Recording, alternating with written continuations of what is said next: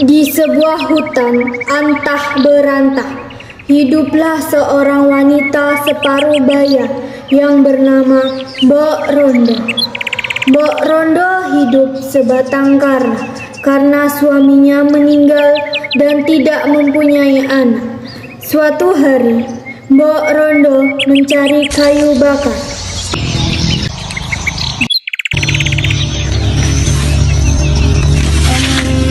Seandainya saja aku mempunyai seorang anak, pasti hidupku tidak akan kesia-siaan dan ada yang memantiku mencari kayu bakar.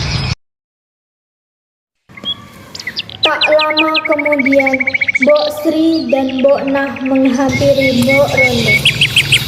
Hai Mbak Rondo, sudah dapat banyak belum? Belum, Mbok Sri.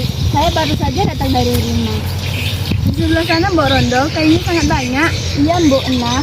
Tadi datang jam berapa, Mbok Sri, Mbok Nah? Kalau saya sih datangnya tadi jam 6 pagi.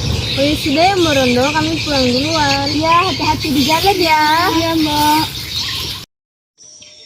Mbok Sri dan Mbok Nah akhirnya meninggalkan Mbok Rondo. Tiba-tiba muncul sosok raksasa yang besar.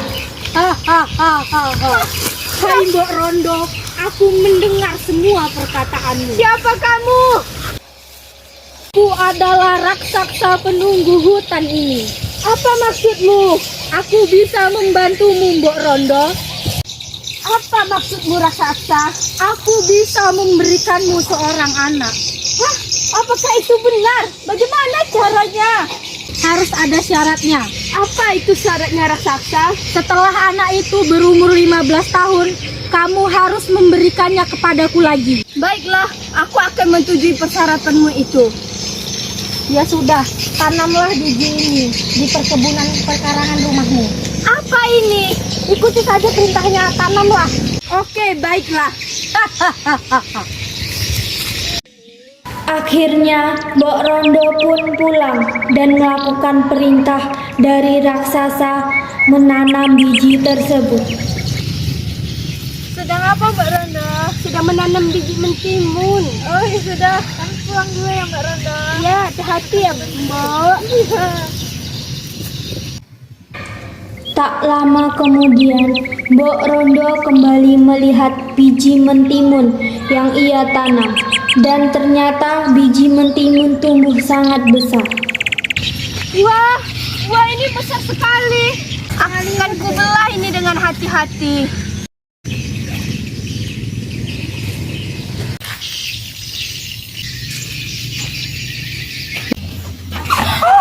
Kok ada bayi? Cantik sekali anak ini. Akan kuberi nama dia Timun Emas karena dia berasal dari timun. Hari berganti hari, bulan berganti tahun, Timun Emas pun tumbuh menjadi gadis cantik rupawan, anggun dan sopan. Setiap hari Timun Emas bermain dengan temannya saat Mbok Rondo mencari kayu bakar. Hai Siti, sedang bermain apa kamu? Hai Timun, sini bermain gimana denganku? Ajarin aku ya. Baiklah, ayo. Suatu hari, raksasa datang ke rumah Mbok Rondo untuk menagih janjinya. Mbok Rondo, keluarlah kau. Ampun raksasa, bukan aku mengingkari janjimu, karena Timun Emas belum cukup umur untuk kuserahkan kepadamu. Apa maksudmu Mbok Rondo? Ampun raksasa, ampun. Beri waktu Timun Emas hingga dia dewasa. Baiklah Mbok Rondo, akan aku pegang janjimu. Mbok Rondo pun memutuskan Timun Emas pergi meninggalkannya demi keselamatan Timun Emas. Suatu pagi, Mbok Rondo dan Timun Emas membereskan bekal yang akan dibawa Timun Emas. Ibu, kenapa aku harus pergi, Ibu? Hanya ini yang akan menyelamatkanmu dari raksasa itu. Lalu Timun Emas pun berpamitan kepada ibunya sambil memeluk ibunya. Aku pergi dulu ya, Ibu. Hati-hati di jalan ya, anakku. Timun Emas pun menuruti perkataan ibunya dengan berat hati. Timun Emas meninggalkan ibunya. Lepaskanlah aku. Hati-hati kita. Raksasa pun datang menagih janjinya. Timun Mas, mau kemana kau? Akan kukejar kau sampai dapat. Timun Mas, berhenti kau. Aku tidak mau bersamamu raksasa. Engkau raksasa jahat. Timun Emas pun melempar bekal pertamanya berupa biji mentimun. Raksasa berhenti dan memakan timun-timun itu. Ia lupa kalau sedang mengejar timun emas. Timun Emas pun terus berlari dan melempar bekal keduanya, yaitu jarum, dan seketika berubah menjadi lautan jarum. Raksasa pun sibuk mencabuti jarum yang mengenai kakinya.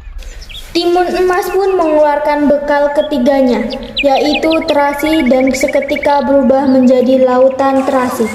Kali ini, raksasa tak bisa melewati rintangan ini dan tenggelam di lautan lumpur terasi. Akhirnya, Timun Emas selamat dari cengkraman raksasa dan hidup bahagia selamanya bersama Mbok Rondo.